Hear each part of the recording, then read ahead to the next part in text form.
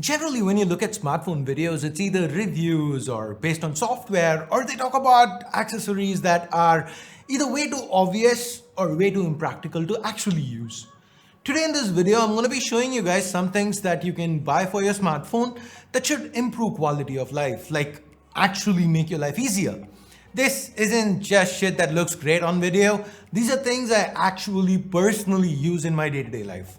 So without further ado, hey guys, Ash here from C4eTech, and let's kick things off with numero uno, probably the cheapest item on this list, this nano coating. You know what an oleophobic coating is, right? Basically the layer on your phone that keeps fingerprints away. It's a layer that wears off over time. It's why your phone's displays start picking up smudges and fingerprints more easily as time wears on. Now guess what? This coating can be restored. Now look at these two displays. See the kind of fingerprints they pick up? Now to show you the difference this makes, let me apply the coating to just half of the display. It's pretty simple. Put a few drops on screen, spread it out with any material that won't absorb it. I'm using some plastic here. Once done, let it set for 12 hours. Remember, it will dry off sooner, but you're supposed to let it set for 12 hours. At least that's what iFixit says. Much later. Now, 9 hours later, because hey, I'm impatient. Let's wipe the residue off the screen.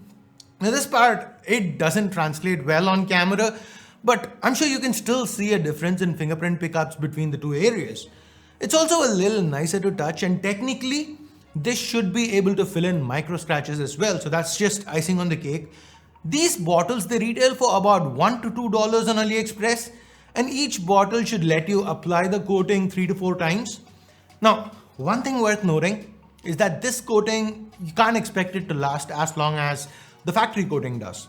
But even if it lasted for just say a couple of months, one bottle should get you through like 6 to 8 months. So your cost per year would be $2 to $3, and that should be worth it, right? To get a better feel when you're using your phone. At least it is to me. Now next up, let's get to input. You know how the S Pen is amazing, right? But here's the deal. A lot of people do use it just for touch accuracy. As in, people rarely use the pressure sensitivity option it has. Most common use case scenarios are quickly jotting down notes, tapping links that, for the lack of a better term, have very tiny hitboxes. Now what if I told you you can do all that for just $10 to $15 with your current phone? Yes, that is what this pen lets you do. The tip is fine enough. It works with pretty much any display that supports touch because it's basically emulating capacitive touch, and the battery lasts for a long time. I use it on and off like a few times a day, and I'm yet to charge it since I bought it a few months back. Now talking about charging, just flip the cap and hey, micro USB. Pretty simple.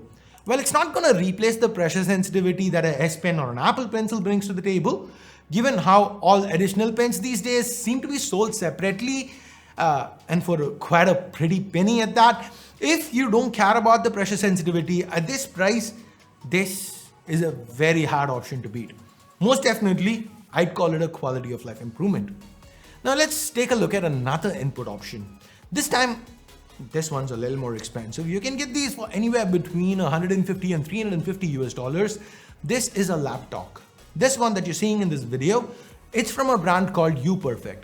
What it does is it acts as a display for your phone, and if your phone were to support a desktop mode like Dex, or more recently Google has been baking that into Android, so if your phone supports it, then hey, you get the full desktop experience on this laptop form factor. If the phone you use doesn't have a desktop mode, you get the display mirrored. Now add to it, the lapdock's got a 10,000 mAh battery built in, so it charges your phone when you're actually using the desktop mode. Sweet, right? So you basically get a keyboard with a trackpad, a larger touchscreen. You also get micro SD. Yes, you can add micro SD to this. So it's a cool little accessory to own. Additionally, if you have any game consoles like the Switch, or you just want to test out a TV stick, or you're building a PC and you just want to see what the output is, then there is a mini HDMI port, so it can accept all connections. Now, if you're using it to output Switch or something, you don't need the keyboard. So there you go, yoga book style. So display, tablet, laptop, you get everything with this lapdock. Do note that NextDock, which is priced a little higher, gets you a second USB port. So you can use it to add peripherals or plug in a USB stick, something the UPerfect can't do. As far as I know, that is the only difference between these two. This one that you're seeing right now, this is a cheaper alternative. I bought it for about 150 US dollars. It doesn't have a touch screen. You need to place it on this cover it ships with to ensure it doesn't tip over. But it also does the yoga book thingy. So if you are just looking for a large display with the occasional use of a keyboard and trackpad, this might just be what the doctor ordered. By the way, note these lapdogs, they tend to come with built-in speakers, which aren't great, but they could be an upgrade over a lot of phone speakers. Now, if you were thinking, hey, my phone does not have an HDMI output, because there are some brands that still include crappy USB 2 ports, so it doesn't really send out a HDMI signal. Now that's when we get to this. So plug it in, connect this, download this app, and boom. You now have your display mirrored no matter what phone you use. If you're wondering how is this possible, is this black magic? Not that black magic. You know what I'm saying? Well, it is not magic. It's actually quite simple when you break it down. This is just a Miracast device, quite ingenious, right? It gives you the appearance that it's going via the cable, but it really isn't. The advantage it has over regular Miracast devices is that it's much more stable. So even casual gaming using this, I wouldn't call it impossible. Now with that out of the way, let's get to this dock. And man, I'm absolutely in love with it.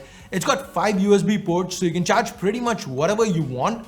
It's perfect for the bedside. Yes, it is not a ridiculously fast charger. It doesn't output at 65 watts or anything. But personally, I feel slow charging is fine at night because we're going to be sleeping for whatever time it's going to take for your phone to charge back up, right? And the fact that it has a nightlight built in is awesome. There's also this light, which is bright enough to let you see what's around if you wanted to get out of the room to grab a drink of water or take a leak because of all the water you just drank. Oh yeah, I really have to pee. You can do it all without waking anyone else up in the room. So it's basically a relationship saver and I love it. Now for the desk, I'd suggest using either of these. This passes through any charger you use. So if you have a high wattage charger, then go ahead. You can use that with this. I mean, if there was a high wattage charger that was provided with your phone, or more recently, if the brand you're buying a phone from is trying to save the world, me. What's special about this is the fact that the USB here moves, making it easier to put the phone on and take it off.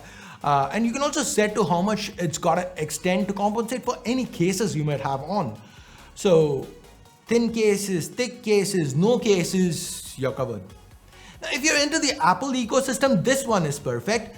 Qi charging, lightning for AirPods, for Apple Pencil, and wireless charging for the Apple Watch. Now, if you don't use Apple products, it's pretty wasteful. You should just buy a wireless charging dock and be done with it. I mean, if your phone does support wireless charging and all. So guys, I also thought about including gaming controllers in this video, but as I kept researching into them, there were just so many and I ended up accumulating so many controllers.